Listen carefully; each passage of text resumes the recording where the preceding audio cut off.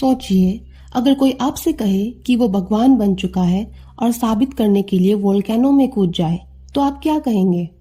ये कहानी है एम्पेडोक्लिस की, एक ग्रीक फिलोसोफर जिसके दिमाग में ज्ञान था और दिल में आग इमोर्टल बनने की। पर जब उसके जले हुए जूतों ने सच बोल दिया, दुनिया हैरान रह गई। एम्पेडोक्लिस लगभग 2400 साल पहले ग्रीस के एक आइलैंड सिलिसी में रहता था। उसका मानना था कि दुनिया सिर्फ 4 चीजों से बनी है: मिट्टी, हवा, पानी और आग।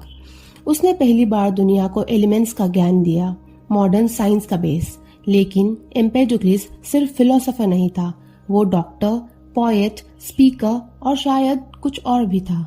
धीरे धीरे उसके अंदर एक घमंड पैदा हुआ। उसका कहना था कि उसमें डिवाइन पावर है, कि वो लोगों को बीमारियों से ठीक कर सकता है और उसका दिमाग इंसानों से कहीं ज्यादा आगे है। वो कहता था, मैं भगवान जैसा हूँ। लोग हैरान थे, कुछ लोग उसकी पूजा भी करने लगे। एम्पेडोक्लिस का ये सेल्फ इमेज इतना बढ़ गया कि एक दिन उसने डिसाइड किया, अब मैं प्रूव करूंगा कि मैं इमॉर्टल हूँ। सिलिसी में एक बड़ा एक्टिव वोल्केनो था, माउंट एटना। एक रात चुपके से एम्पेडोक्लिस ने वोल्केनो की चोटी तक चढ़ाई की। उसने सोचा, अगर मैं इस वोल्केनो में कूद जाऊं और मेरा शरीर कभी न मिले तो लोग समझेंगे कि मैं भगवान बन गया हूँ, जलकर ज्ञान की रोशनी बन गया हूँ। और वो वोल्केनो में कूद गया। पर कुछ देर बाद उसका एक जूता लावा के साथ बाहर आ गया।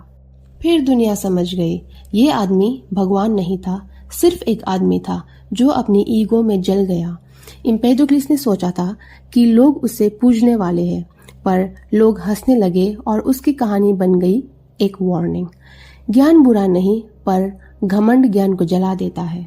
आज भी एम्पेडोक्लिस को याद किया जाता है, एक ऐसे थिंकर के रूप में जिसके आइडियाज ने साइंस को आगे बढ़ाया, पर जिसकी घमंड ने उसका विनाश कर दिया।